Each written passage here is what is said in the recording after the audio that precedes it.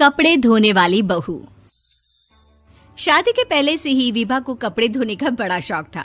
कभी नल के नीचे तो कभी तालाब के पास। अरे मेरी नीली वाली लुंगी नहीं दिख रही है। विभा की अम्मा, कहाँ रखी है लुंगी? अरे वो तो विभा ने परसों ही धोकर रखी थी आपकी अलमारी में, देखो वहीं होगी। वो ना मैंने आज धो दी, मुझे लगा कि गंदी हो गई होगी। अरे कैसे गंदी हो गई थी? उसे तो मैंने पहना भी नहीं। हे भगवान, इस लड़की के कपड़े धोने की आदत से परेशान हो गया हूँ मैं। जितना तो घर में राशन नहीं आता, उससे कहीं ज्यादा डिटर्जेंट पाउडर का खर्चा है। इसकी शादी करवा दो, शादी जाए अपने घर में ही करे काम, फिर चाहे घर के कपड़े धोने हो या पूरे गांव के। हाँ ठीक बोल रही हूँ, देखता हूँ मैं कोई लड़का। वो दिन भी आ जाता है जब विभा को देखने लड़के वाले आ जाते हैं। लड़की मुझे अच्छी लगी। होने वाली सास कहती है, बेटी अगर कुछ पूछना है तो पूछ लो।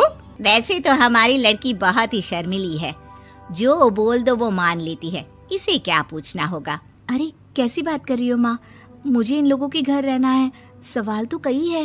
हाँ हाँ बेटा, पूछ लो ना, क्या पूछना है। आप लोगों के घर कपड़े कौन धोता है? सास का मुंह बन जाता है।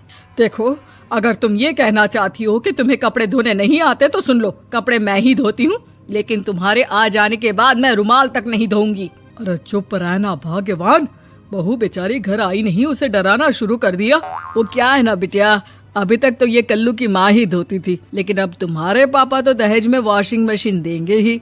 तभी विभा की माँ बोल पड़ती है, सवाल भी पूछा तो क्या। वैसे भाई साहब, मशीन की तो फिर भी कपड़े धोने की कैपेसिटी होती है। मतलब जो बिटिया दे रहे हैं ना विभा, इसे कपड़े धोने का बहुत शौक है। ये आप लोगों के क्या, आस पड़ोस गांव मोहल्ले सबके कपड़े धो दे और उफ तक ना करे। बाहर देखा नहीं आपने कितने कपड़े सूख रहे हैं? सब हमारी बिटिया ने ही तो धोए हैं। बस भी करो ना माँ, शर्म आ रही इतनी तारीफ सुनकर।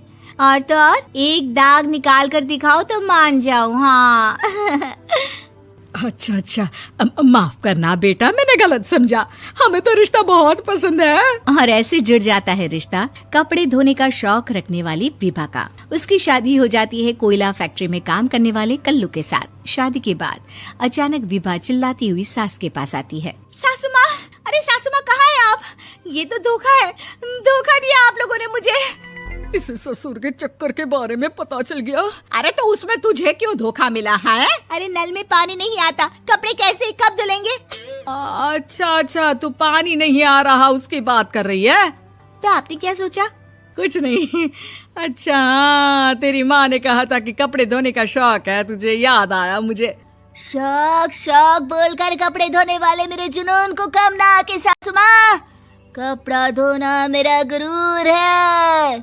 तभी पति भी वहाँ आ जाता है। अभी मैंने इसे सनी देओल की फिल्म दिखाई है, उसी के डायलॉग मार रही है माँ। अच्छा सुन, साफ साफ बता रही हूँ, पानी सुबह 4 से 6 और शाम को 10 से 12 आता है, समझी? विभा टाइमिंग सुनकर हैरान हो जाती है। ये क्या भूतों का मोहल्ला है? सुबह 4 बजे उठकर कौन कपड़े धोता है? 4 बजे टंकी में पानी जाता है, फिर सारा दिन धोना ना, किसने मना किया?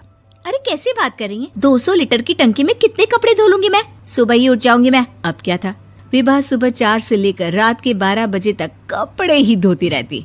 एक रोज सास पड़ोस से निकलकर कहीं जा रही होती है कि साथ वाली कहती है, हाँ कल्लू की माँ, जरा ये बताओ कि 2 साड़ी है, 2 ब्लाउज और एक पेटीकोट और एक नाड़े वाला लंबा कच्छा। हाँ तो? अरे तो क्या, कितना लोगी धुलाई ये बताओ। धोबन दिख रहे हैं हम क्या? हमारे पति सरकारी नौकरी से अभी रिटायर हुए हैं और बेटा सुपरवाइजर है कोयला फैक्ट्री में। धोबन समझ रखा है हमें?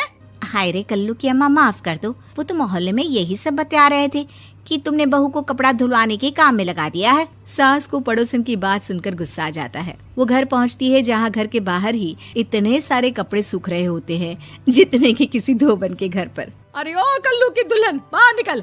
माँ जी यहीं आ जाओ, बाथरूम में चादर धो रहे हैं हम। अरे अभी हम धोते हैं, तुमको बाहर निकलो। ये आस पड़ोस वाले बोल रहे हैं कि हम बहू से कपड़े धुलवा कर उसे कपड़ा धोने वाली बना दिए हैं। अरे छोड़ो ना माँ जी, किन लोगों की बातों में आती हो? आस पास के लोगों का तो काम ही होता है कि वो किसी तरह सास बहू को लड़ा दे। बहू सारे घर के कपड़े धोती है, ये क्या कम है? बोलिए।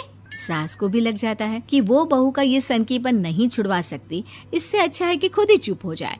एक रोज सास और बहू मंदिर जाते हैं, जहाँ सास की साड़ी वहाँ खड़ी भीख मांगने वाली से मिलती है। माँ जी क्या बात है, आपकी साड़ी उस भिखारन से कितनी मिल रही है ना? हाँ हाँ देखो तो, दोनों की साड़ी मिल रही है। क्या बात है कल्लू की अम्मा, तुम खुद को तो अफसर की बीवी बताती हो और ऐसी सिंपल सी प्लेन साड़ी पहनकर घूमती हो। सिंपल और प्लेन नहीं है ये साड़ी। तो क्या सोने के धागे से फूल बने हैं? कुछ भी सासू माँ, कुछ भी। हाँ बने थे इस साड़ी में सोने के धागे से फूल।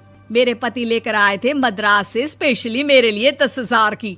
ताहे भाई साहब इस भिखारन के लिए भी सेम टू सेम साड़ी लेकर आए होंगे 10,000 की।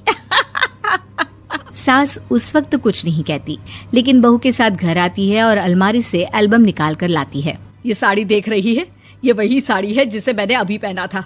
इस साड़ी में ये जो चमकदार फूल दिख रहे हैं ना, ये सोने के धागों से काढ़े गए हैं। लेकिन तू लोकल वॉशिंग मशीन ब्रश से घिस घिस कर सारे फूलों को निकाल कर साड़ी प्लेन कर दी। मुझे माफ कर दीजिए सासू माँ। और तो और, जब मैंने तुझे तेरी गलती के लिए कुछ नहीं कहा, लेकिन तूने तो सबके सामने मेरा मजाक ही बना दिया। क्यों? बहू को समझ में आ जाता है कि अब से उसका कपड़े धोना बंद।